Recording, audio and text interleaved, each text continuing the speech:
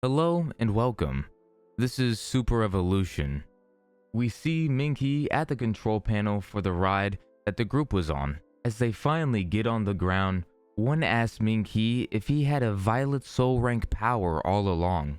They say that Ming He is so strong since he already has an ultimate move. Ming He gets to the group and starts to raise up the seat locks. Wang tells Ming He that he is strong and thanks him while also saying that the Institute must have been blind. Wang and Lu start to hype up Ming He's power and also says that there must have been something wrong with the test or the examiner didn't do their job properly. Ming He is next to Lin and starts to hold her.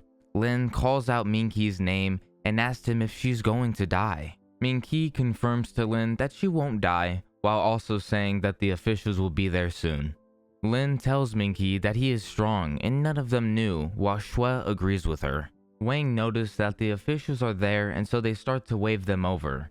Ming He tells Lin to stop talking for now so she could save her energy. Wang and Lu start to call out to the other people and tell them that they are over there. We see two people that look like superhumans and two more people that look like doctors rushing over to the group.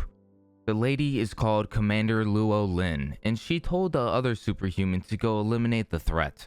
The officials are acting fast, and the doctors are rushing over to the wounded. One of the doctors tells Lin that the spear wasn't pulled out, so there shouldn't be any life-threatening danger, only if they start the surgery fast enough. The commander starts to talk to Ming He and tells him that he needs to get patched up. She also says that they detected a Lord rank mutant on their way there. She also tells him that they are lucky to be alive. We then see Lin Qingyu, which is the other superhuman that we saw next to the commander. He ends up saying that the threat has been resolved. The commander tells Lin Qingyu not to be so careless while they are on a mission, since the threat can still be around and might be waiting for an opportunity to attack. Lin Qingyu then reassures her that the mutant is already dead and then points to the crater that Ming He made. He tells the commander that the corpse is in the hole and also says that it was a human mutant and is most likely used the pollution source to alternate its body. The commander asked if it was true with shock on her face and then asked who killed the mutant. Wang, Lu, and Shui all point to Ming He, but the commander didn't believe it, so she asked him if he killed it or not. Ming He then tells her that he was the person that killed it and also he was the one that reported the incident to him. Ming He starts to pull out the beast's blood and tells Luo that this is the source of the pollution and he stole it from Dr. Zhao, who was planning to release the blood into the water pipes. Ming He tosses the blood to Luo, but then she looks with shock while asking Ming He how did he manage to do it. Ming He then explains that he just took the blood from Dr. Zhao when he wasn't looking. Luo said that isn't what she was asking and then asked how he killed the Lord rank mutant. Ming He then gives a blunt answer and tells her that he killed it with his fists and also saying that his power is in his fists. Luo asks Ming He what rank is he and what department does he belong to. Ming He then tells her that he is an apprentice starlight rank. Luo thinks Ming He is lying since that Lord rank mutant killed two Moonglow rank superhumans. Wang comes over to Ming He and the commander and explains that Ming He just became a superhuman not too long ago. She also says that Ming He didn't even get accepted into the Superhuman Institute. Luo out of nowhere then says, "It's you," to Ming He, but he doesn't know what she meant by it. She then tells Ming He that he was the one that was disobedient on the other side of the walkie-talkie. One of the doctors then asks Ming He if he was the one who saved those people on the bus near the Nanjiao hospital. The doctor remembers Ming He's name, but he didn't know his face since it had blood all over it. Lin Qingyu grabs Ming He's shoulder and tells him that he is a hero and he saved the whole city of Langyang. He also says to Ming He that he made the higher ranked superhumans look like statues. Ming He then gives them a humble response and tells them that he just gave it his all to protect his classmates. Luo then asks Ming He if he was interested in joining their official superhuman organization since the jobs pay well, have many benefits, and also the females there are all pretty just as the commander. Lin Qingyu says to Luo that she is shameless, which I 100% agree, like what are you talking about, come on now. Luo starts to get annoyed by the comment, but Lin Qingyu then clarifies that the other female colleagues are far inferior in comparison to Luo. Luo tells Ming He that the official superhuman organization will welcome him with open arms. Ming He replies and says he will think about it, and then he passes out. Lin, Qingyu, Luo, and the doctor hold Ming He. So, the doctor checks his heart and tells the other two that he fainted from blood loss. We then switch to the news, and the female talking on the news says that the officials have cleared out all the mutant creatures. She also says that a certain superhuman helped a lot during that time. And we all know who it was, it's our boy Ming He. Like, come on now, he's the GOAT, he's the main character, like, let's be for real, no one else contributed as much as he did, like, come on. The lady on the news says that the hero is in the hospital getting treatment, and once he wakes up, they'll try to get an exclusive with him. We then switch to Lei Yang Hospital. We see Ming He in the hospital bed and Sister Lan sitting right next to him. Ming He starts to open his eyes and Sister Lan gets excited, saying that he's finally awake. Once again, he wakes up next to Sister Lan. She tells Ming He that he's been asleep for 2 days and she thought that he wouldn't wake up this time. Ming He seems like he's still confused on what's going on and asks Sister Lan why is she there. Sister Lan tells Ming He that she got transferred since she made a special request at the other hospital to take care of him. She tells Ming He that he is the young hero of Liang City and there are a lot of reporters waiting outside to interview him.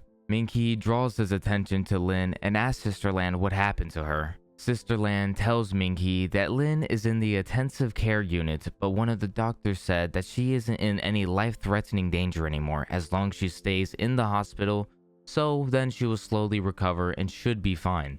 Ming He said with a smile that it's a relief that she's okay. Out of the blue, we see Luo enter the building with General Li. General Li asked Ming He if he was feeling any better, which Ming He replied saying that he feels good and it's nothing too serious. Sister Lan tells General Li that Ming He's physique is really interesting since he recovered from his injuries quite fast. Luo tells Sister Lan that it's good to hear and Ming He is more than fit to join the official organization since they need a superhuman that has a monstrous body like Ming He's.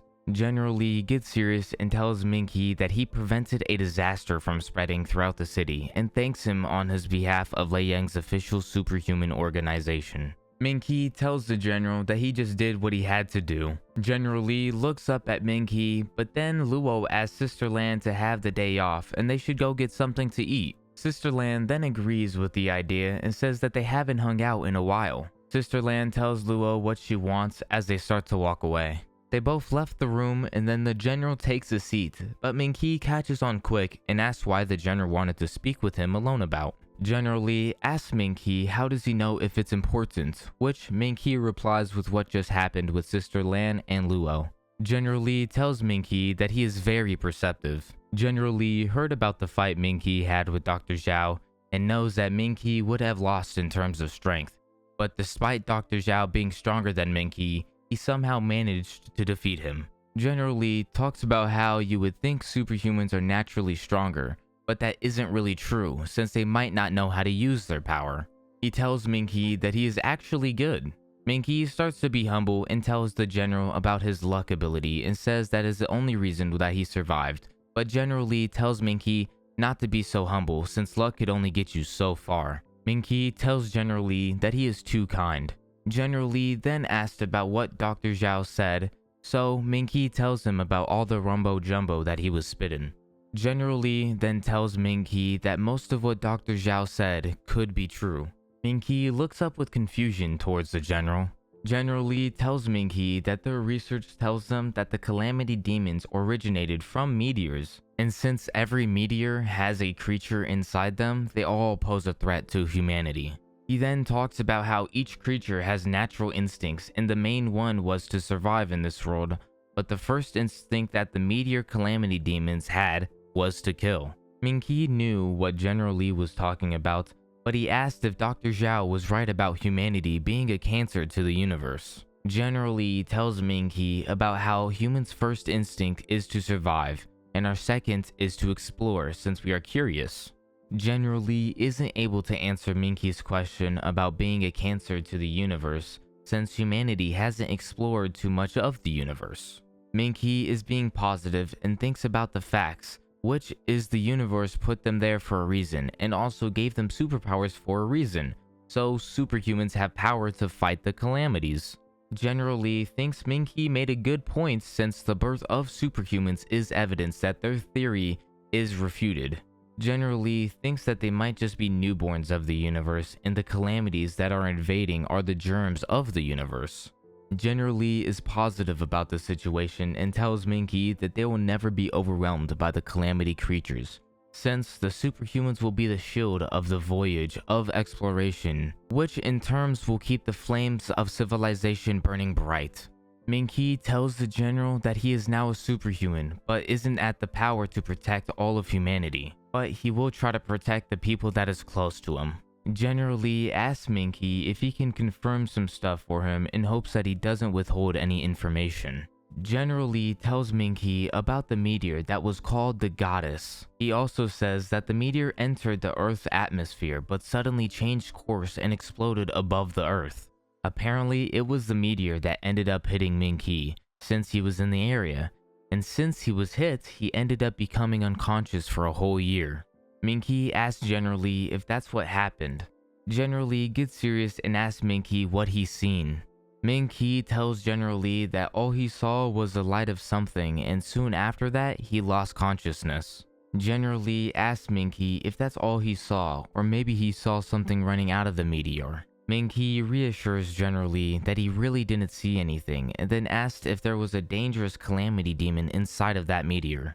General Lee tells Ming He that there is 1 to 12 levels of calamities.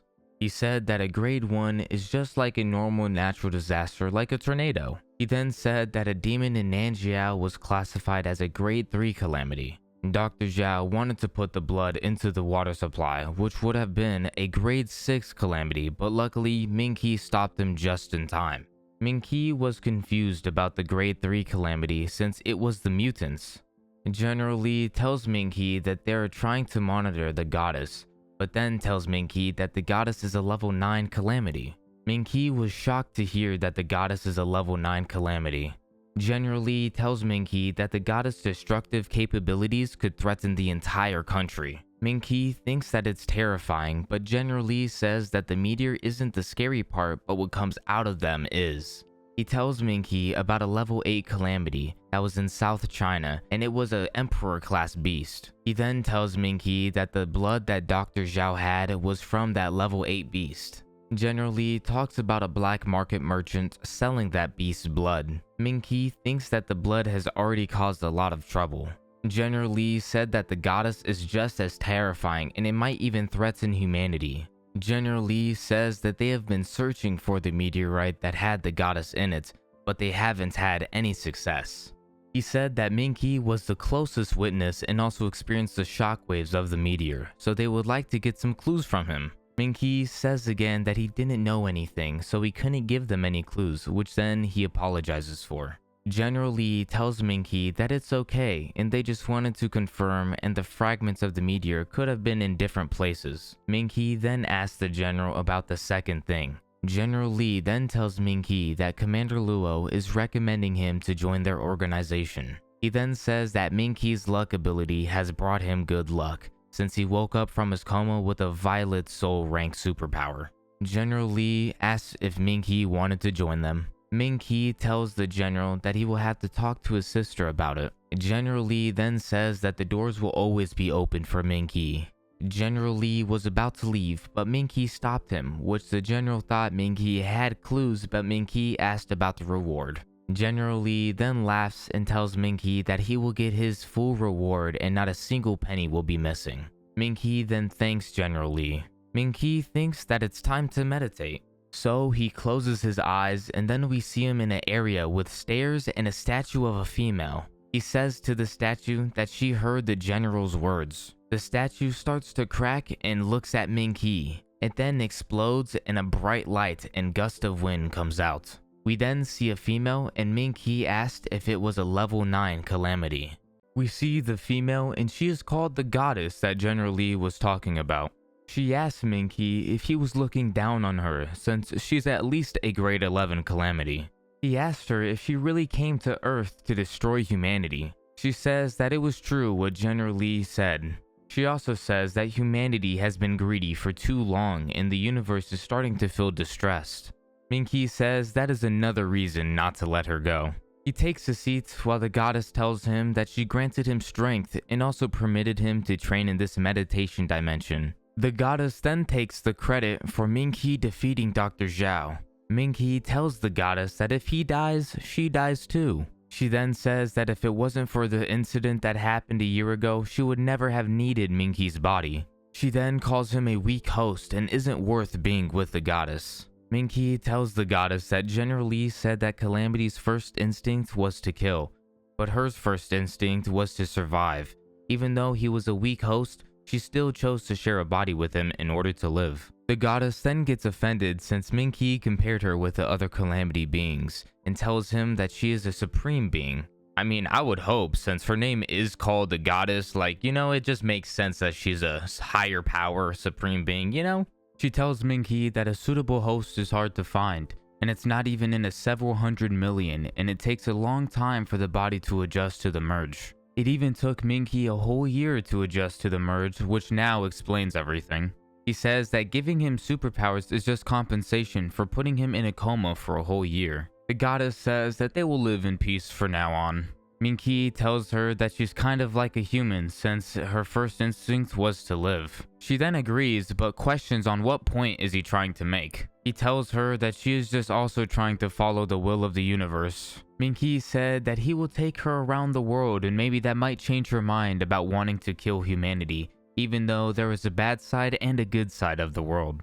He then says she is pretty and he is happy that he got to know her and hopes they will get along. She smacks Ming He's hand and tells him that they will only get along if he trains harder from now on, since he was someone who almost died by a pseudo-lord being. He questions what a pseudo-lord being is, but she ignores it and tells him that she will make a strong opponent for him so he could train for a bit. Ming He said that he is tired at the moment, so he won't do it since he can't even practice meditation. He then opens his eyes and is now back in reality. He thinks about the 9th grade calamity and says there is a nuclear bomb in his body. He also knows that if he said something about the goddess to anyone, she would explode, so it's impossible to think about the consequences. Ming He wants to reform her so it would resolve the 9th grade calamity, so he better get along with her. We switch to the outside of the hospital and all of the reporters are talking about what happened and the hero that is about to come out. Ming He comes out with the mask on while the people tell him that he is on TV so he should say something.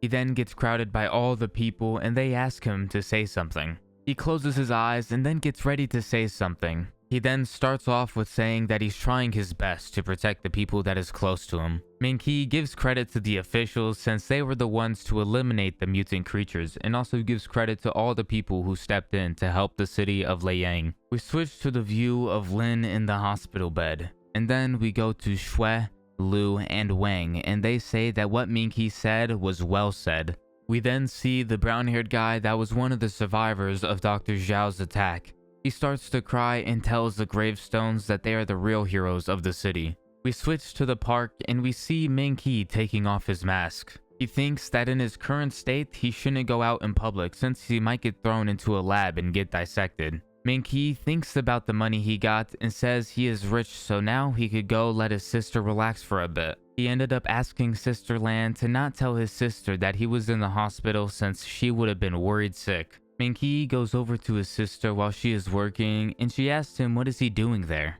He tells her that he got a lot of money from the officials for his bravery so they can relax for the rest of the day and get something to eat. She tells Ming He that she needs to finish working and they could save the money for the future. He then decides to help his sister with work so they could get done and then they could get a bite to eat. She asked him if he should be at home studying for the next year's test and thinks of his time being wasted there. She then tells him about the hero who saved an entire city and asked him to look up to someone like that since he wants to become a hero. Ming He thinks to himself that he is the hero and she is talking about him, and then tells her that the doctor told him to get some fresh air and walk around, which is why he came over to help her. Ming He gets in work mode and starts to yell out that they have ice cream in many flavors. We then see Commander Luo and thinks of Ming He as an idiot since he didn't want the spotlight, but he rejected all the media stuff and ran over to help his sister work. She thinks of him as a sensible big boy, whatever that means.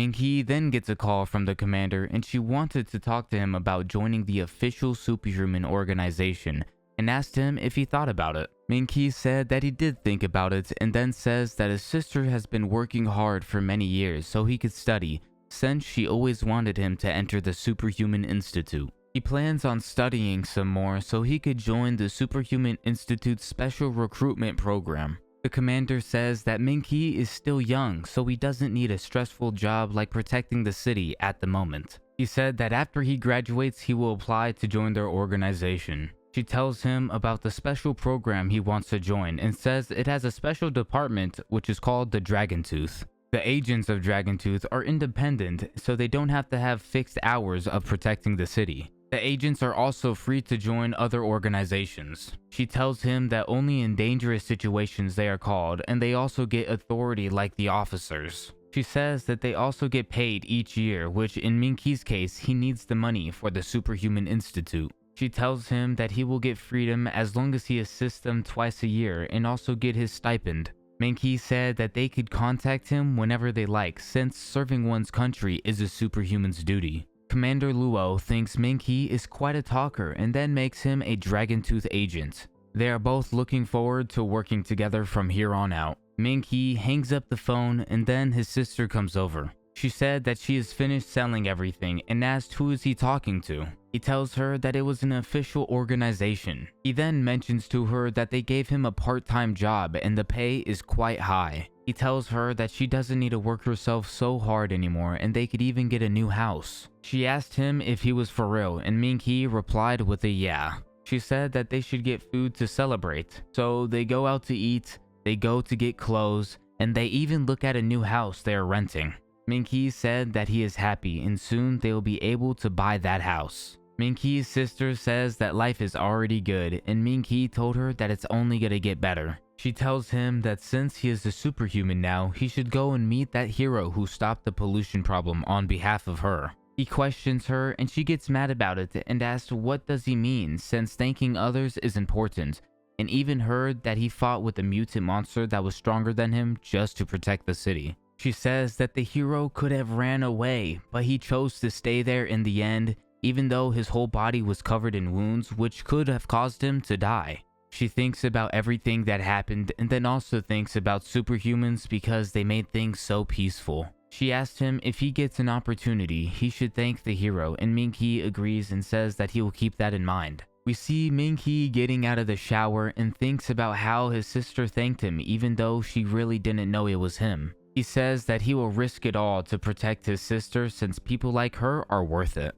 Ming He then starts his training saga. He did core, strength, endurance, technique, knowledge, and hands-on training. We see Ming He closing his eyes and entering into the meditation dimension. The goddess told Ming He that she built a Dr. Zhao training dummy and has about 90% of his original combat power. She wants him to start training for combat against him. Ming He was pretty thrilled since he hasn't forgiven him yet for what he did. She said that Ming He's body can't keep up with his brain, and then we get a good look at his stats and powers. She tells him that based on his combat ability, he should be at a Moonglow rank, so he should try reaching the Sunblaze rank, which will make it harder for him to die. Once Ming He reaches the Sunblaze rank, he will be able to release his Xuan Fist Absolute Domain, and it will then become a Red Sovereign talent. Once he does release it, he will then think of Dr. Zhao as an ant. Ming He then remembers a teacher saying something like that.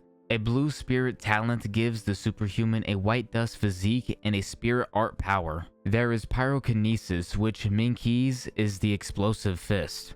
The violet soul talent gives the same physique but grants a spirit art power with the ultimate soul art. Examples of some powers are called Call of Flames, Dancing Thunder, and Whirling Cyclone. Ming He's power is the star-marked Galactic Fist. The teachers didn't tell the class about the Red Sovereign talents since they had to arrive at the Superhuman Institute to learn about them. The goddess actually tells Ming He about the Red Sovereign talent. She says that it has everything but also has an absolute domain. What is this, Jujutsu Kaisen? Like, what are we talking about? She said that an absolute domain will make his superpowers increase and will restrict his opponents. It is similar to a game since he has to decide the rules and follow them. Ming He is still fighting with the clone of Dr. Zhao while asking the goddess if she can simulate the domain since he wants to experience it. She tells him that she can't, but he should focus on practicing his ultimate soul art, and he shouldn't think about using his red sovereign talent until he gets familiar with his violet soul power. Ming He smirks and thinks about the marks needed for his ultimate soul art. He was lucky to have hit Dr. Zhao with 49 marks because if he didn't, he would have died. He asked the goddess if he could add more marks and she replied with yes, and 49 was the minimum requirement for the activation of the ability. She tells him that his punches should be more faster and precise and also take advantage of his surroundings since anything could be used as a medium with his Xuan fist. He should also use his explosive fist to stack more fist marks on his opponent. If he does that, he should be able to use his soul art much earlier than when he fought with Dr. Zhao. A month has passed since then, and we see Ming He at a train station, which he will be going to Nandu's NXX. By the way, sorry if I butchered that name, I do apologize. It was just very hard for me to find a pronunciation for NXX. I had no idea what happened. Ming He says goodbye to his sister while also telling her not to be sad since he isn't going to go fight on a battlefield or anything like that. We switch over to a view of Nandu Shishan Industrial Zone, which has red fog everywhere. Two guards are talking to each other while fog gets closer to their feet. Behind them, we see legs that almost look like claws. One of the guards asked if they were going the wrong way, and then they asked how they got there. The guard asked if he's seen a person, and then asked what was that sound. We see a big spider eating the other guard while he asked him to save him. Sorry buddy, but if I was in your position, I would not save you. I hate spiders, quite literally, I fear them the most. The guard starts to run away while the spider is still eating the other guard. The guard made it to the control room and is out of breath from running. He checks his phone but then notices a person standing on the other side of the window. He calls out to them saying that it's dangerous there. We then see a Medusa-looking girl and she grabs the guard. The guy got his life sucked out of him, quite literally. We switch over to the industrial site and see a humanoid figure walking away from one of the large plants. We see the person hiding inside one of the plants and looks at the figure while it walks away. We switch to Ming He and he is on his phone with his sister telling her about a classmate finding them a good house. A female asks for some water and also asks when they will be arriving at their location. The train attendant called Tan Sin said that there was an hour left and asked if she brought her daughter to attend the Nandu school. She tells Tan that she is correct and her daughter got the highest scores in Liang City. Her daughter's name is Fang Nia Rong. Tan didn't expect her daughter to be so outstanding. Other passengers heard this and start to talk about how pretty she is and also says that the superhumans need to have at least a blue spirit level talent. A person sitting in front of Fang asked if she could write the dude something since it will bring him good luck, because the guy also wants to protect people by becoming a superhuman. Ming He thinks about how the girl got admitted by her own strength and also had the top scores. He says that it's impressive because she isn't like him who got into the institute from a backdoor method. Out of nowhere, the train slams on the brakes and the person next to Ming He almost lets her baby fly out of her hands. But luckily, Ming He was there to block the baby from flying. Fang notices Ming He's reaction speed. Some of the passengers got hurt and others asked about the fog that is suddenly there. People ask why the train has stopped and others try to get a signal from their phone. The weather forecast says that there is clear skies, but there is all that fog. Ming He gets up from his seat and puts his phone all the way up to see if he can get a signal, and he does, but it's very faint. One of the passengers says that they saw something outside. Another passenger said that he shouldn't be saying something like that, while the other guy says that it was true and it was something huge. We hear the intercom and the person says that they have encountered an unforeseen accident, so the train will be inspected. The person asked if everyone can remain in their seats and asked them to lock their seatbelts. Ming He gets up and questions the unforeseen accident. He then says that he will go and check it out. He goes up to the train attendant and asks what's going on, but she tells him that he should go back to his seat just in case, since their staff is inspecting the train. Ming He shows his badge and says that he is a superhuman and asks if there was something strange happening, they should tell him about it. She then apologizes to Ming He and then tells him to follow her to the front of the train so they could discuss further. We then see Fang get up from her seat and come over to where Ming He is while saying that she is half a superhuman, so she could help. We see two people talking about how they checked all the passengers' informations, but there isn't a single superhuman on the train. Ming He, Fang, and the train attendant then come up to the two men while the attendant says that these two might be able to help. The person then asks what grade they are. So Ming He and Fang both show their identifications. The two people look at them and say nothing. The safety officer tells them that they can't handle the situation since they don't know how dangerous it is outside. Ming He tells him that it's better than just stopping the train, and the longer they stay stopped, the more dangerous it will become. He says that they need to at least find a place with a signal so they could request for backup.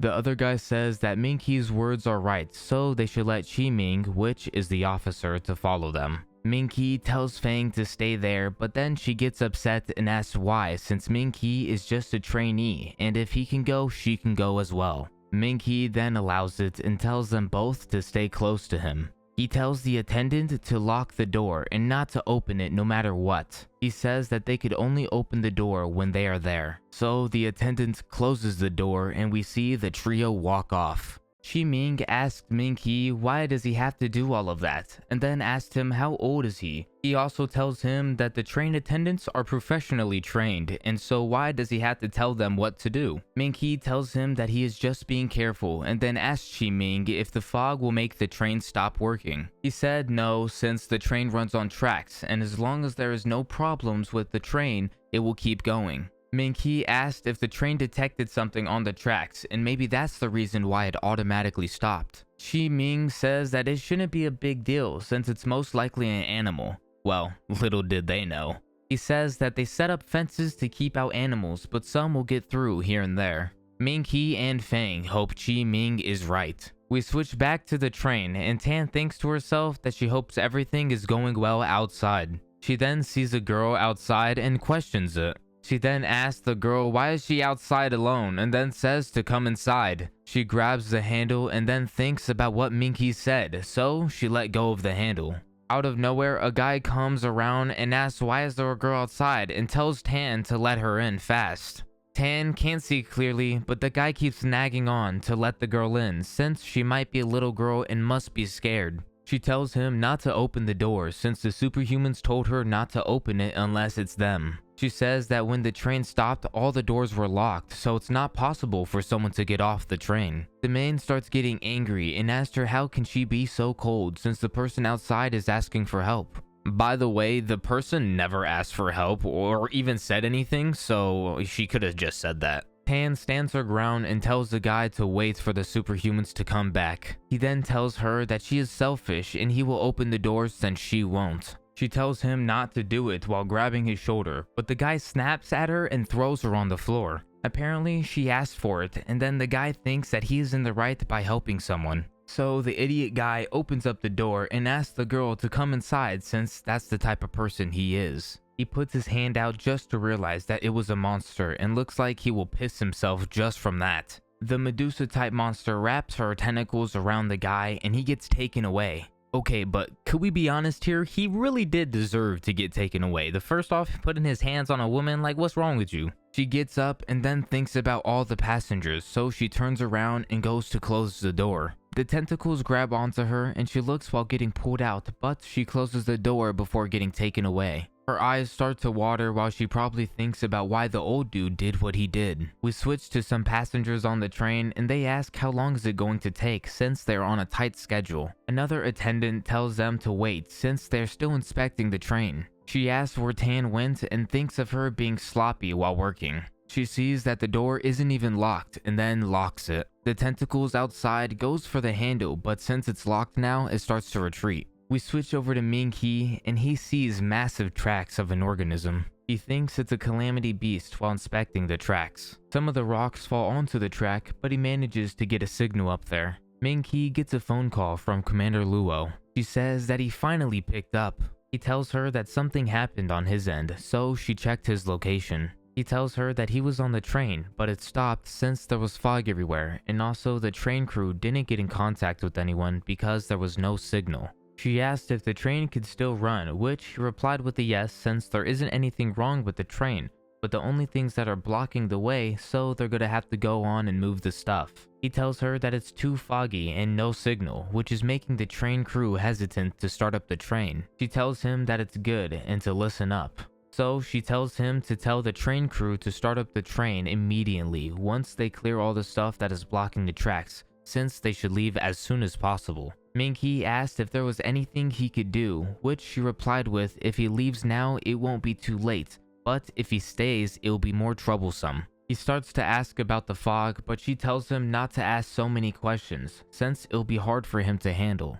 He must ensure the safety of all the people on the train and to leave the area as fast as possible. He asked if it was really that serious and then said okay while he hanged up the phone. He lands next to Chi Ming and he calls him a sneaky bastard since he let them do all the grunt work. He starts to hype up Fang for being a future pillar of the Superhuman Institute, but Ming He cuts him off saying that they need to leave immediately. He tells him about the call he made to the officials and they are ordering them to leave. Fang asks Ming He how he got a signal, so he just told her that the mountains are high enough to get a signal. He tells her that he found tracks of a massive calamity-sized beast, and it must have knocked down the rocks. She asked if he was for real, but Ming He said that he has no reason to lie, so they need to leave quickly since the fog could be the high-ranked calamity, so they must ensure everyone's safety on the train. Fang thinks about her mom still being on that train, so the three of them start to run, but Ming He tells them that once they get there, they'll need to tell the conductors to start the train and leave. Chi Ming somehow managed to trip on something and falls to the floor. He complains about how he almost lost a tooth and then he sees a head laying right next to him. He gets frightened and then we see the tentacles coming towards Ming He and Fang.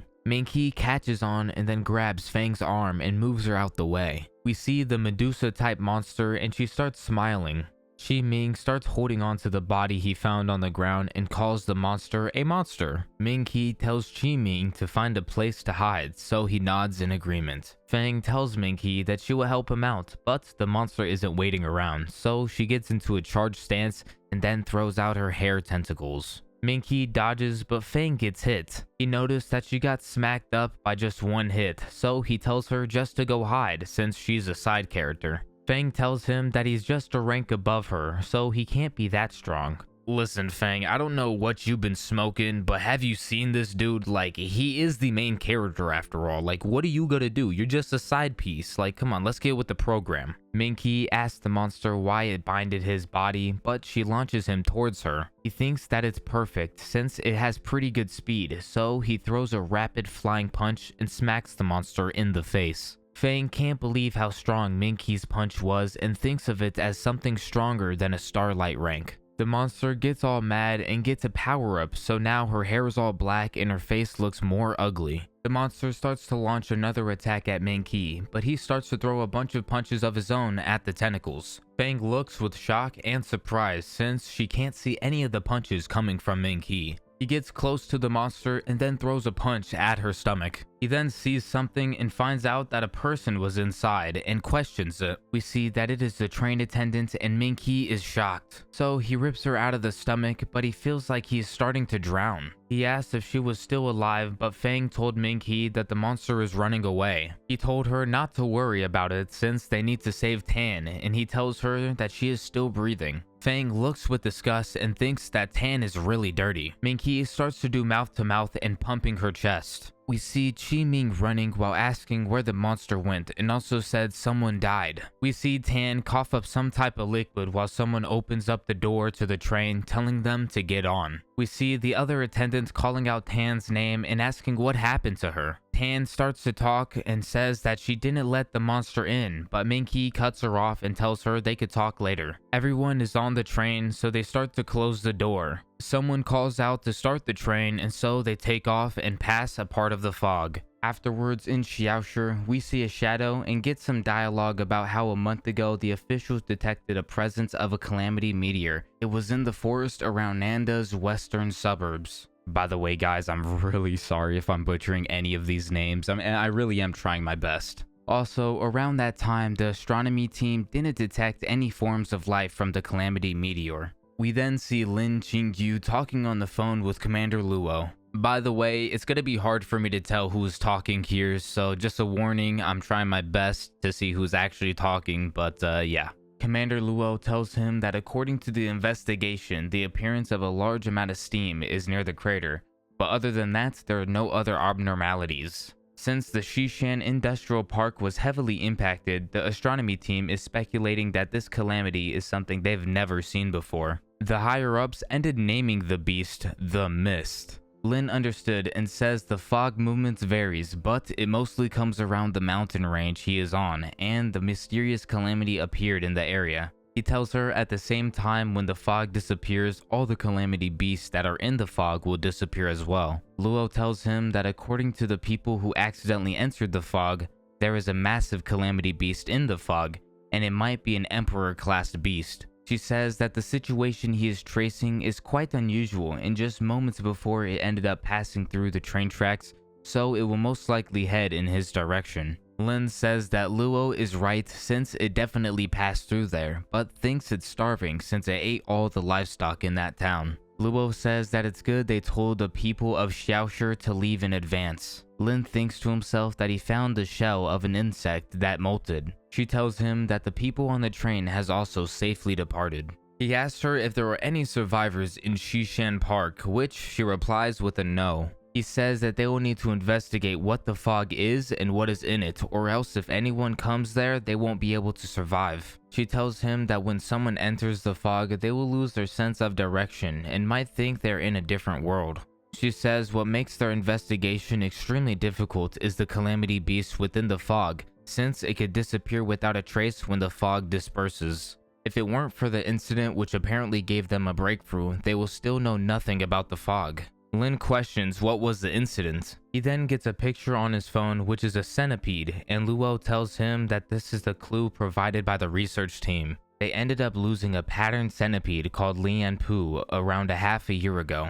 By the way, I just searched up Lian Pu pattern centipede, and that's actually a thing. Like, it's a Chinese, centipede. Like, who would have thought? She says that later they found the centipede because of the tracking chip they placed in it. The centipede was hidden in a cave near Xishan. Lin thinks that they shouldn't call it an insect since it's quite massive. Luo told him that because it hid in a cave, the research team wasn't able to capture it, so they just left it alone. She also says that the cave is close to the Xishan Park. He asked if the centipede isn't a residence of the fog. She told him that it is, but it's the only thing that is still living in the fog, and the research team found out that it changed its direction and then notified them immediately. He thinks that it's the only witness and survivor, so when they capture it alive, they could finally understand what happened within the fog. She says that he is right, and currently the only information is what's going on outside of the fog, but nothing about what's going on inside of the fog. They keep going on about how and things and that about the fog and the centipede. Lin said that he will bring it back, but Luo tells him that it might have changed since it's been in the fog. We then see the centipede, and Luo heard something coming from Lin's end. He questions how they could call this a small centipede and looks up at it. We see Ming He in an ambulance with two others from the train. They tell Ming He that it's all thanks to him that the monster was defeated, because if it wasn't, they would have all been in danger. They didn't think he was going to be that strong for just a Starlight rank superhuman, and one of them calls him a promising young man. Ming He tells them that he just drove the monster away, and the person who did the most protecting everyone is Tan. If it wasn't for her, the monster would have entered the train, and that would have made the outcome a lot more serious. He says that even though she isn't a superhuman, she outdid them all.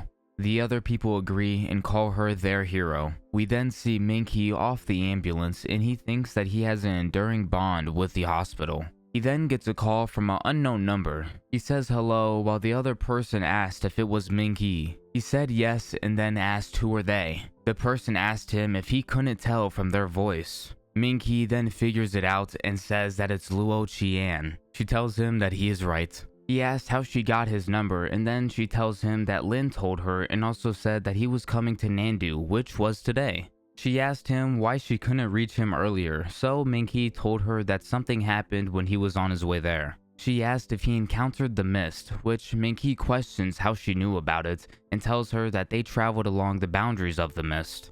A guy that was eyeballing Luo ended up running into the wall. She asked Ming He where he was and tells him that she will come and find him. Ming He asked her if they were going to meet up and then tells her that he will be going to the Superhuman Institute so they can meet up outside. She says that it works for her, so they'll see each other over there. Ming He gets into an Uber and thinks about Luo and all the times they spent together and also the time he gave her flowers and confessed his love for her. He knows that it's been over a year, but Luo still hasn't replied to him yet, so it's most likely a no.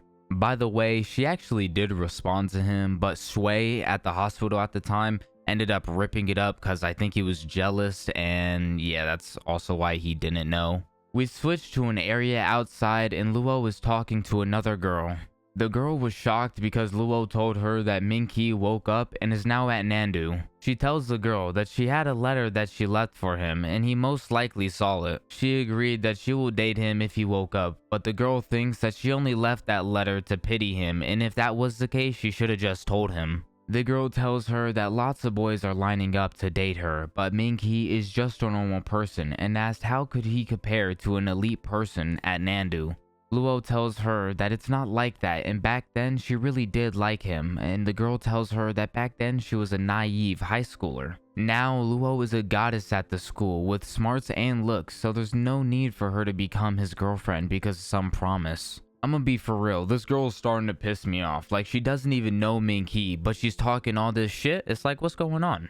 Luo tells the girl that Ming He is pretty nice, and he even came to find her after he woke up, so she is going to face him and try dating him, but if they aren't compatible, she will tell him up front. The girl says that they won't be compatible and says that she will break many hearts with her so-called dumb decisions. The girl tells her that out of all the elites at Nandu, she could have chose one, but she chooses someone who couldn't even get into the Superhuman Institute. Luo tells her not to say something like that and also says that for better or worse, she agreed, so that's that. So Luo will spend time with him, and if they don't got anything to talk about, she will tell him. The girl tells Luo to not let him take advantage of her, and it's only a trial, so she tells her not to get involved. Luo gets up and tells her that Ming He is almost there, so she has to go, but tells the girl that she should get to know him. The girl says that she's only interested in men with talent and that are extremely good looking, and normal guys are no different from toads in her eyes. We switch over to Nandu's Superhuman Institute and we see Ming He along with other students that are just passing by. Ming He thinks to himself that the Superhuman Institute is cooler than he thought and this year he must get in. He thinks that it must feel good to attend a school like that. A couple of girls see Ming He and says that he looks dirty because of his clothes and he must be a country pumpkin that is touring their school.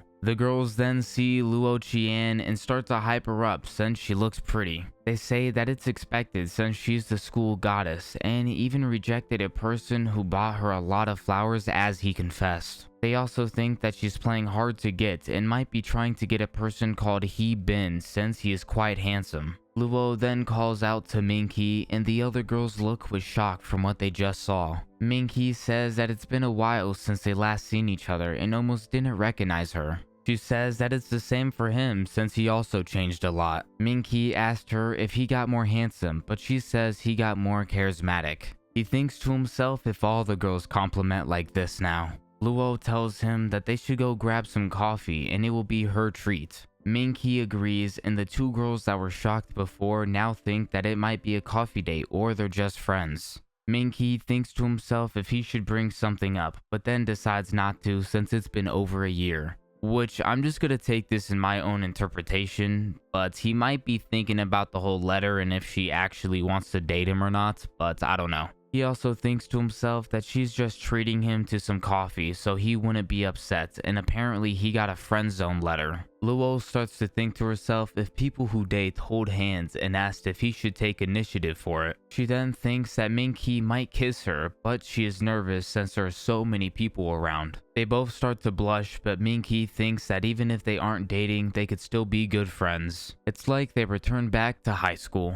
They then get to the coffee shop and we see Ming He being a gentleman by pulling out the seat for Luo. Ming He tells Luo that it seems like everyone knows her, and he heard from Lin that she is famous at the Superhuman Institute. She says that people only remember since she was commended a couple times, and then asked if he came to Nandu to find her. He replies with a no and says that he actually came there to take the special enrollment exam even though he failed before. She says that it seems difficult.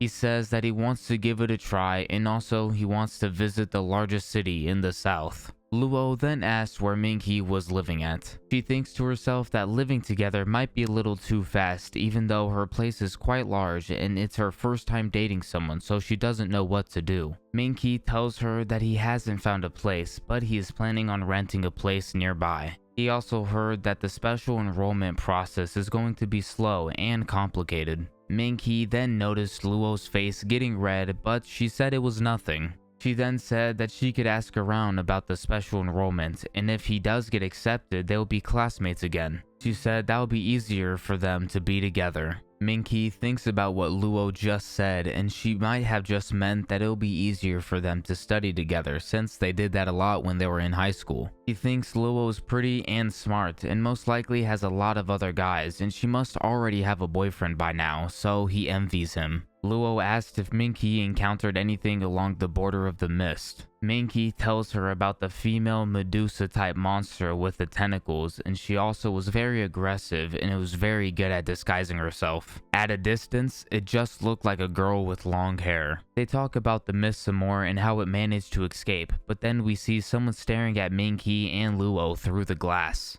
Ming He told Luo about his badge and says that he's been training his ability as a hunter after he woke up, and he hopes he can get into the Superhuman Institute this year. He promised to attend together with Luo, but Ming He didn't get in, but this time it will be different and he will have no regrets. Luo thinks to herself that Ming He didn't come to find her, but actually came because he was still trying to keep their promise. Then the guy that was looking at them both through the window is there and grabs Ming He's badge while saying that his old classmate got funnier. He then asked if he knows what the lowest ranked student there is after a year, and then says it's a Moonglow rank. His name is Fan Kai, and he tells Ming He that he's just a Starlight rank and just a trainee at that. So he tells him not to take out the badge or people will laugh at him, and if he does pull it out, Fan will be embarrassed to call him a classmate. Fan questions Luo of why she didn't tell him that Ming He was coming, and then said that it would have been better if he just organized a get-together for all their old classmates. Luo tells him that they are having a one-on-one chat. Ming He then tells him that they have things to talk about, so he should leave and not bother them anymore. Fan looks at Ming He with anger and says to Ming He, "You." Luo tells him to be quiet since she is getting a phone call, and then tells the person on the phone to go ahead and talk. Fan slams Ming He's card on the table and walks away all angry and thinks about how Ming He looked down on him while also calling him a lowly, egotistical bastard. He thinks that Ming He chased her all the way to Nandu, and since Luo is a popular superhuman, Ming He can't be worthy of her. He thinks that he is the perfect man for her. Luo tells the person on the phone to come pick her up at the cafe and then tells Ming He that she has to go because it's an emergency. Ming He replies with a no problem and they could chat another time. Luo says that she will cheer him on at the exam, so she leaves, and then we see a person called Big Bro. He tells her that it's pretty urgent and he will need her electricity power, and he will explain the details in the car since they need to leave right now. Luo then agrees. Ming He sees Luo and Big Bro and thinks Big Bro is her boyfriend, and also says that he shouldn't bother her anymore. We switch over to the exam venue, and some people are talking outside, calling this a backdoor method to get in since people couldn't get in the normal enrollments. We see Ming He looking at the building while another person comes up and asked if he was also there for the special admission exam. Ming He said yeah, and the other guy says that they should head in together. Peng Linghui asked Ming He if he was pretty down low, but Ming He questions on what he meant. By the way, I'm sorry if I butchered that last name, I'm really trying my best. Peng questions his clothes and asked if he spent 300 in total, but Ming He replies with a no. He then asked how much did his parents donate to the school, but Ming He was confused about it. He tells him to stop acting and tells him that this is a glorified backdoor method. Peng then tells Ming He that his parents donated 7 million to the school just for him to pass without actually doing anything. so all he needs to do is just go through the procedures. Ming He questions if that was a thing, but then Peng questions if he really didn't know and must be strong-willed. He also tells Ming He that no one can pass the special exam without donating. Ming He tells Peng that he heard about the special admission, so he just came there to take a gander. But Peng thinks Ming He is naive since they already have a lot of talented people and they don't need more. Peng tells him that the school gives people who are less financial more opportunities and even sets up scholarships. However, the public donations aren't even close enough to pay for those scholarships. Ming He says that this is just an open backdoor for the students that can just donate and pay for those scholarships. Peng then says Ming He isn't dumb, and also for someone like him to pay 7 million for the superhuman entrance qualification isn't a bad deal. Bro, that was the worst deal, especially if you don't even have a good superpower, like what's up? Ming He thinks he doesn't have any hopes of getting in, but Peng tells him that he could test the waters, but if he doesn't get in, he shouldn't be too upset, but next time he should try to donate at least 7 million and he will have a smooth ride. Then someone calls out to everyone and says that he is Yan Jin and he will be their special admission teacher. Yan then introduced both of the professors and they are Guzza and Shiza. By the way, I could have probably messed up both of their names, but I quite literally couldn't find a pronunciation of any of those names, like not a single one. So now they will start to take their roll call and then calls out everyone's name. Peng is the last name they called, but Ming He didn't get called. Peng noticed that and asked the teacher that he was missing a person, and his name was Ming He. Yan then looks and sees another page with Ming He's name on it, and then calls out his name. Ming He then says that he's here. The teacher moves on since he called out everyone's name and says that there are 5 parts to this exam, and 4 of them are physical and combat abilities. They're going to start off with the strength dummy. They call Ming He to be up first, and his talent is an explosive type power, so he will need at least 1500 kilograms or higher to pass, but if he doesn't hit that, he will need to leave right away. Peng tells Ming He that they are trying to make him quit. Ming He thinks to himself that this is just like the Hunters Association exam. He thinks to himself while getting ready to punch that last time he hit 1000 kilograms. So he throws his punch, which ends up making the dummy fly back. Everyone looks with terror and shock because of Ming He's strength. Even the teacher and professors look with shock towards Ming He's punch. Ming He ended up breaking the test dummy's limit and maxed it out. So the teacher tells Ming He that he passed the strength test, but then tells everyone else that they also passed since Ming He broke the dummy. Ming He looks with worry while his hand is smoking and asks the teacher if he could do that. We see everyone celebrating that they all passed and called it a instant pass ability. Shiza asked if they are considering accepting Ming He, but Yan said that they rejected countless students, but also asked if they should accept them all. Guzza then agrees with Yan and then says if the students lack the brains, they will just end up dying during battle. She then agrees that if the officials didn't recommend him, he wouldn't even be there to be registered. Yan says to the others that they will increase the difficulty of the other tests and send him away. Which, I gotta be honest, I don't know if it's because of the whole donating thing that they're trying to get rid of him, but like, I don't know. Yan tells the students that the next round is a test of speed. In the venue they're in, there is plenty of space to run and to dodge. He introduces the general rank Crimson Cheetah and says that if it pounces on them during the set time, the person will be disqualified. Yan tells the 2 professors to go outside to start the timer. Yan tells the person with the cheetah to disqualify Ming He, then go easy on the other people. He tells everyone that the test is now starting, so everyone starts to run away. Peng questions what's going on since the cheetah is running after him. The guy with the cheetah sees someone that donated a lot of money and he thinks to himself that he wanted his cheetah to warm up a little bit. He then whistles at the cheetah, telling it not that one. The cheetah catches on and plays dumb and misses Peng while falling on the floor. We see Ming He and he thinks that the general rank cheetah doesn't even seem that strong and he should be able to pass without a problem. The guy whistles to the cheetah that it's okay to go after Ming He and gets ready to pounce. Ming He senses something and gets a chill from his back, but then he sees the cheetah trying to pounce on him. Ming He dodges while thinking that the cat was just sick a moment ago. The cheetah comes charging back at Ming He, but he starts to run while saying out loud that the cat's speed and braking is insane. He thinks that he should lead the cheetah to another student and then sees a person taking a selfie. He ran past the guy taking the selfie, and so did the cheetah. Ming He thinks that there are many other examinees, but he's just getting chased and asked if he was really that tasty. Ming He then said fine and asked if he really wanted to do this. Then he said that he will show it his true speed. Ming He said that he didn't do all that physical training for nothing. So Ming He zoomed past the cheetah, and the people that saw thought Ming He wasn't even human since he was way too fast. Both of the professors think that Ming He already surpasses a Moonglow rank superhuman, but speed didn't imply endurance and there is still 15 minutes left. 10 minutes later, we see the cheetah out of breath, and Ming He asks if it was tired already since he was just getting started. Ming He then decides to chase after the cheetah, and if he catches it, he will punch out all of its teeth. The cheetah gets worried and starts to run away from Ming He. Yan was shocked of what just happened. 15 minutes later, Ming He is asking the cheetah to play a little bit longer since he was just learning the second level of speeding. The beast's owner asks Ming He to spare the cheetah. Yan tells everyone that they all passed since the beast didn't pounce on anyone. Ming He then looks tired and says out loud that he knew this was gonna happen. The third round is going to be reaction time.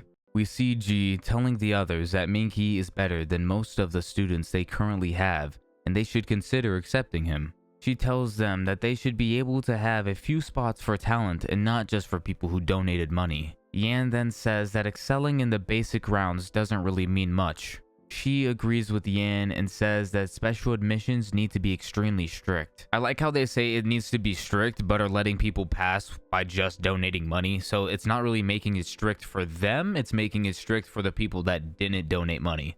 Yan seems like he really hates Ming He. We get some dialogue about how there's a donation spot and there should be a society spot too. One of the kids of the professors ended up missing both enrollment chances, and he's exceptionally talented. A person gave money to the teacher and also gave money to the school. Yan thinks that he has to kick out Ming He while saying out loud that they need to be more strict with the admissions. We switch over to the test area and we see a tree with a face on it. Ji tells everyone that the test will be reaction time. She explains the type of tree it is and calls it a demon tree. She says that they won't lose their life, but they could definitely get hurt. We then see Shi going up to the tree to give it fresh blood since it will become alive once it consumes it. The tree will start to attack anything in its area once it's alive. So he gives it some blood and they will start to call out names, so they will need to step inside the yellow zone. The first person gets called and the tree starts to attack the person. The guy thinks that the tree isn't that fast and dodges it. 5 minutes have passed and Ji tells the person that he has passed the round. The guy thinks to himself that he has an instant pass ability, which he isn't wrong since he donated a lot of money, so let's be for real. We see all the people passing and the next one up was Ming He. He thinks that they can't make it any more obvious. Yan then hints over to Shi, so he ended up slicing his hand. He then says that the more blood the demon tree gets, the more stronger it will become, and tells Ming He to enjoy the good beating. We then see the tree trying to slap Ming He, but he dodges it and says that he knew it. Ming He keeps dodging and says that even bullets can't hit him. He has the passive ability, which is luck, and continues to keep dodging every whip-like attack. The teacher and professor see that the tree still can't hit Ming He. Yan asked if she went easy on him. So he tells Yan that he will increase the difficulty and is going to go all out. He then double slices his hand and puts it up to the tree. The tree starts to become more stronger and aggressive. Ming He thinks that this is an opportunity to practice his hearing and then closes his eyes. Ming He continues to dodge everything, but this time he has his eyes closed. We see everyone shocked while Yan is getting more frustrated. One of the examinees asked how come the attacks are landing beside him. Yan snaps at the kid and asked him if he wanted to try it himself. The kid grabs onto someone else while saying that he is joking. Ming He is still going at it and then activates his secret art called the rapid sidestep. 5 minutes later, we see some kids looking at how Ming He dodged everything and thinks that he is terrifying and also asked if he was even human. We then see the tree look with sadness while Ming He calling his test a training session, and the tree was very efficient. We see the professor on the ground while the teacher says that he has fainted and Ming He has passed the round. Ji then tells Yan that Ming He surpassed most of the students at the institute and he also excelled in all the rounds so far. She thinks Ming He is the rare type of student, so they should just accept him already. Yan gets angry and snaps at her, saying that most of the students do well but didn't do good in actual combat, and since this is a special admission, they need to consider all the aspects. He says that they can't go easy on him, since nowadays most students are spoiled and lack judgment, strategy, and battle experience, and an actual battle will be the best. They head off and we go into the infirmary. Some person is talking and she tells them that he was proctoring the special admission exam and he was feeding the demon tree but ended up losing too much blood.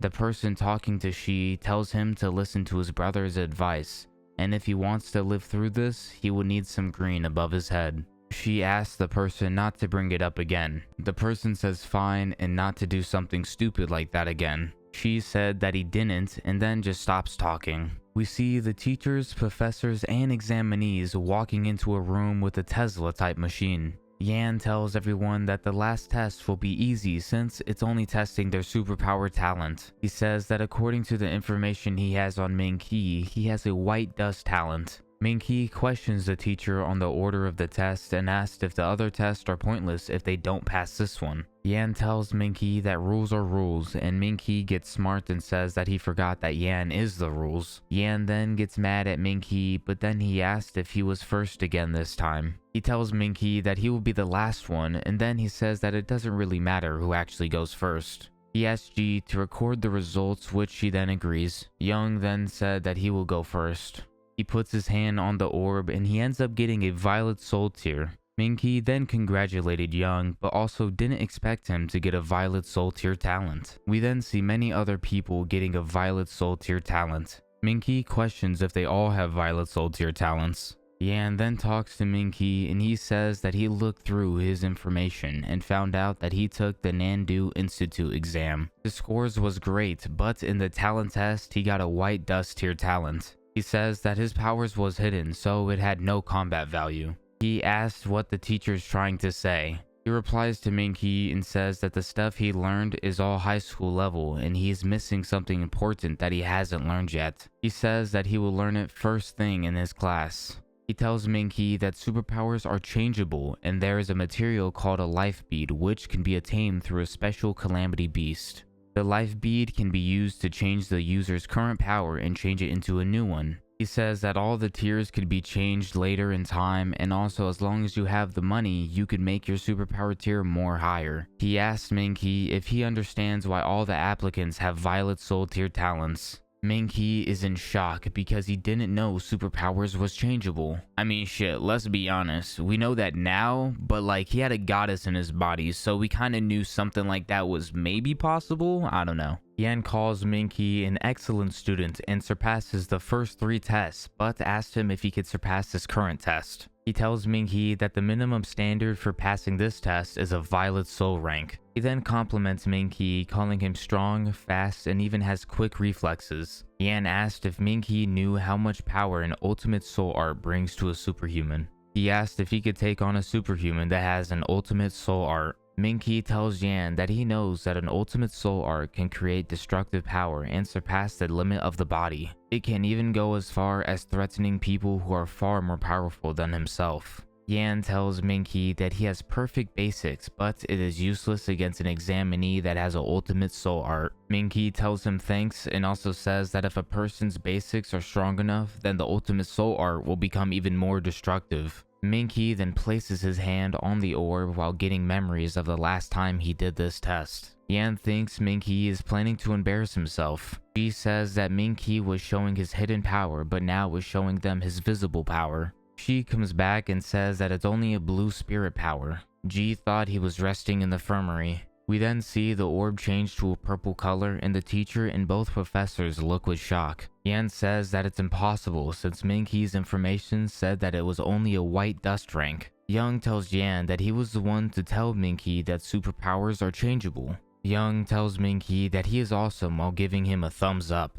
We then see Ming He changing the orb's color again, but then he releases his hand off the orb. The goddess told Ming He not to reveal his hidden strength, and there's no need to show the others his red sovereign talent. Ming He asked if he passed, which they replied with a yes. He gives his thanks to the teacher, and since he passed with a violet soul tier, he is now the highest examinee. Ji tells Ming He that he's outstanding. Yan tells him not to be so arrogant since there is still one last test, which is live combat. Ji asked Ming He why he didn't take this year's entrance exam since with his skills he would have passed with flying colors. She tells everyone to go to the resting room and wait for a while since the combat test will be a while. We switch over to the room with the teachers and the professors. Yan is complaining while she tells him that he could be an elite student from another institute and they are trying to mess with them. We then see Fan Kai and he said that he heard that they are holding special admissions exams today and asked if he could help with the live combat.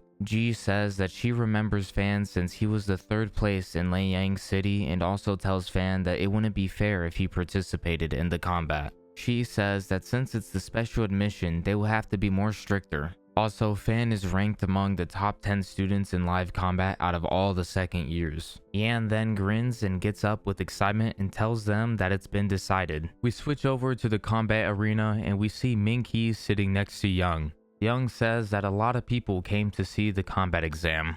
Ming He thinks of Luo Qian, but then he thinks that she already has a boyfriend.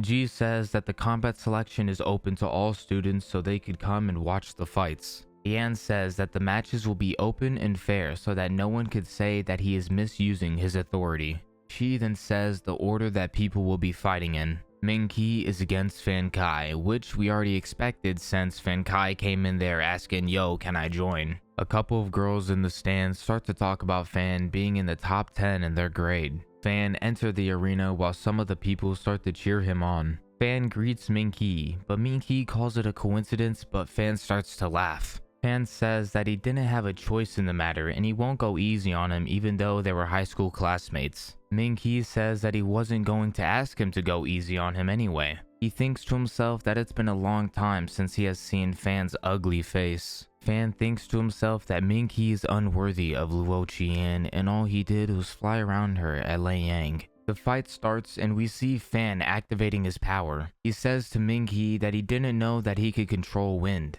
He then starts to rush over to Ming He. We see Ming He clenching his fist and gets ready to throw a punch. Fan gets pushed back and looks at him. Ming He says that he is just getting done warming up and the playtime is over. He says that he hated him since high school and calls Fan a two-faced bastard. He starts to get angry and asks Ming He how is he a two-faced bastard. He then calls Ming He trash since he couldn't even pass the Superhuman Institute exam. Ming He remembers the time that Fan used to cause trouble for him when he was with Luo Qian, and then laughed behind his back. He said that Shui and Lu told him that he was teaming up with other students to ostracize him. Fan starts to laugh and tells Ming He that he isn't funny while also calling him a hobo for not having a job. He says that his training was probably just him moving bricks at a construction site and asked if he really thinks he could join the institute. He thinks Ming He was never in his right mind for thinking about all of that. Ming He asked why he even decided to show up. He replies back with him being requested by the institute to come. Ming He then makes fun of Fan. Ji then says that Fan decided to volunteer himself and he especially wanted to fight Ming He. Fan starts to get angry and says so what if he volunteered, and since he is the examiner, if he deems Ming He unworthy, then he is. He then mentions Luo Qian and says that he doesn't even deserve being at the institute. The guy keeps talking but isn't fighting us to show who is stronger. Like damn dude, like just throw your fucking hands up and start fighting. Ming He then tells Fan that whenever Luo and him hung out, Fan would always come and ruin the atmosphere. Even a couple days ago, he came in while Ming He and Luo were having coffee and ruined it. He says that if he really likes Luo Qian, then just pursue her with some decency. Ming He says that all of his success is up to him and asked him why he hates him so much. He then asked if he already confessed to her a long time ago, but maybe he got rejected, so in order for him to vent, he decided to bully him and show his superiority. Fan then gets super angry and says that Ming He is pissing him off and asked how could a person like Ming He enter the Superhuman Institute. He continues to badmouth him. Ming He asks if that was the real him and says that it's better than his previous two-faced self, and it actually does make him feel better. Ming He then takes off his jacket while he says that the amount he wants to beat Fan's ass hasn't changed. Fan asks if Ming He doesn't understand and then says that he should get on his knees and beg him to let him pass. Real quick, it's crazy how from the get-go, I kinda already knew this dude was a bitch, but like now, he's even a bigger bitch. Like, fuck this dude. Ming He then says that it's all good since he wanted to beat him a long time ago, but he was poor so he couldn't pay for his medical bills. He throws his jacket to Young and he says that it's finally getting started. Ming He starts to flex his guns while saying that this is a combat exam so he won't need to pay for his medical bills, and also gives him a legitimate reason to beat him up. Fan says that Ming He is a joke and what could he possibly do when he is in the top 10 for his grade. The real question is, have you ever beat a Lord rank monster before though? Like, come on now, let's not size you up with the main character. Like, you're literally an ant compared to him. Right before he finished speaking, Ming He launches towards him and throws a punch to his body. Fan actually blocked the attack, but then gets sent flying backwards. Ming He then activates his second stage explosive speed and instantly gets to the flown back Fan. He then punches him in the face and Fan gets a tooth knocked out while he gets sent flying up into the air. Fan then activates his powers to flip himself back upwards, but he gets super pissed and then uses his spirit art to attack Ming He. He then uses his Gale Force Whip, which causes a lot of damage to the area. Fan says that Ming He can't even get close to him, so how could he possibly fight him? He then asks what is the use of his powerful fist, and then he calls himself invincible because of his power. Fan then uses his intermediate spirit art and attacks Ming He with a wind python. Ming He looks up at the spirit art and then fuses his hand with the mud or dirt. He throws up his fist while we see Fan smiling with a missing tooth. Fan then notices something where Ming He was. He gets sent flying back upwards and we see Ming He's sand pillar fist. Some of the people in the stands question Fan even being that strong since he's getting beaten up by just an examinee.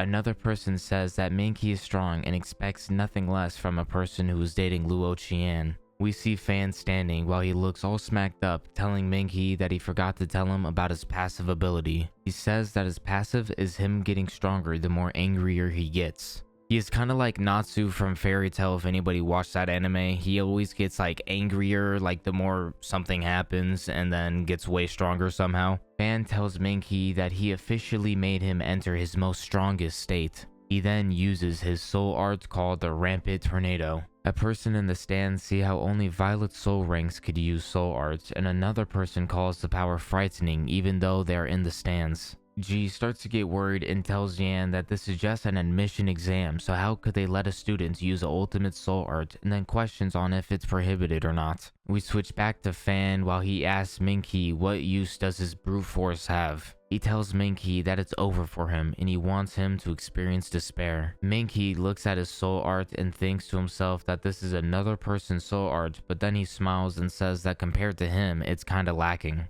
She says that there is tears within the Violet Soul rank and Fan's Gale Force combat is rather strong, and then thinks Ming He is overestimating himself. Ji tells Yan that Ming He is going to be in danger. Young then tells Ming He to run. Hey, not gonna lie, Young is the type of person that I thought was gonna be a total asshole, but now he's actually showing the support, showing the love, and they're actually getting along, so I changed my mind about him. He's pretty dope. People in the stands think that Ming He is going to get swallowed up. Ji then yells at Teacher Yan. Ming He tells Fan that if he wishes to defeat someone, you would need to unleash your soul art without any restraints. We then get a beautiful look at Ming He's eyes, and he says that Fan is babbling on like that, which makes him look angry since he is powerless. Fan gets super mad about what Ming He just said, and then tells him that he wanted to leave Ming He with some dignity, but now he is going to send him crippled to the hospital. Fan's soul art is finally getting completed, but Ming He is ready for it and then throws a hurricane fist. The strike breaks through Fan's attack and he looks with shock and worry. We then see the power of Ming He's punch. We then see Fan knocked out at the wall, battered and bruised with a punch left on his chest. Everyone looks with surprise at what they just witnessed. Fan then falls on his knees and then falls to the floor. Fan questions on what that was, while Ming He comes over and tells him that it was his mystic fist and he used Fan's ability to become a medium for his own power. Fan questions how can his spirit art overcome his soul art. Ming He then gives him the "don't fuck with me again" look while he tells him that if he used his soul art, Fan would have been turned to dust, but since they are classmates, he wanted him to at least leave him with a face. Fan asks Ming He if he could use a soul art, but Young comes over and tosses back Ming He's jacket and tells him that he passed the talent test. Young tells Fan that Ming He passed with a violet soul tier and defeated him without using his soul art. Fan doesn't understand that Ming He has a violet soul rank because in the last admission he only had a white dust rank. The people with the stretcher come over and Ming He tells him that people improve and to enjoy his stay at the hospital since he is pretty injured. Ming He and Young start to walk away and Young tells Ming He that he didn't know that someone in the top 10 would be so weak. He also says that it wouldn't be so hard for them to gain momentum at Nandu. Ming He says that there is still many geniuses at the institute and they shouldn't all be as weak as Fan. Ming He goes over to the teachers and professors and Ji tells Yan that they just witnessed Ming He's ability and if they don't enroll him now it might cause criticism. Ming He asks Yan if he should be a proud member of the Superhuman Institute now. It's pretty funny, he's like rubbing salt into his wound saying like, haha motherfucker, I passed, what are you gonna do about it now? You kinda have to enroll me, so like get with the program. The teacher then tells Ming He not to get ahead of himself since Nandu's Superhuman Institute doesn't lack combat power. Ming He then tells the teacher that they should be more strict with their admissions. He also said that if people saw students like Fan Kai, they will think that everyone got accepted through the backdoor method and it will reflect poorly for the Nandu's Institute reputation. Ming He tells Yan that if he ever needs a strict examinee, he could ask him, and also if Yan has a student he doesn't want to accept, he will make sure that they don't get accepted. Yan then clenches his teeth and tells Ming He congrats for becoming an official student at the Nandu Superhuman Institute. He then tells Ming He not to be arrogant and be modest, open-minded, and to respect his instructors. Ming He then tells Yan that it just depends on who his instructor is, but Yan tells him not to take it that far. Ji asks if they are going to reimburse Fan for his medical fees, but Yan tells her that he cheated by using a soul art during combat, so why would they reimburse him? Fan then says that he has money while he gets taken away. Young says that he's seen stubborn people but never seen anybody be stubborn over medical bills. All the remaining matches have ended successfully. Young says bye to Ming He since he is going to celebrate with his dad. We then see a girl coming to Ming He and calls him Junior. She tells Ming He that since he isn't familiar with the environment here, she could be his guide. Ming He asks her how could he get to the wrong courtyard. We then see Luo Qian looking at them to talk. The girl tells Ming He that she was actually going to head over to the courtyard so they could go together. Ming He was about to accept, but Luo Qian comes up to them and tells the girl that they are high school classmates so she will be his guide and thanks her for being enthusiastic. The girl starts to sweat a little bit and asks Ming He to add her on WeChat, but Luo tells her that his phone is being repaired. The girl then asks to get Ming He's phone number, but Luo tells her that his SIM card is broken so he needs to get a new one. The girl then accepts it and Ming He and Luo end up leaving. Ming He asks Luo how she knew that he needed a new phone. She tells Ming He that since the girl wanted to get to know him so badly, he must have passed the admission with flying colors. Ming He then starts to be humble and said that he didn't expect his opponent to be Fan Kai, and he said that Fan went easy on him. Luo turns around and asks Ming He if he was targeting him. Ming He replies and says that some people can appear to be despicable, but they actually just lack intelligence. Luo then congratulates Ming He for passing and she said that they are classmates again. Ming He agrees as they walk off. Thank you all for watching and I hope you all enjoyed this video.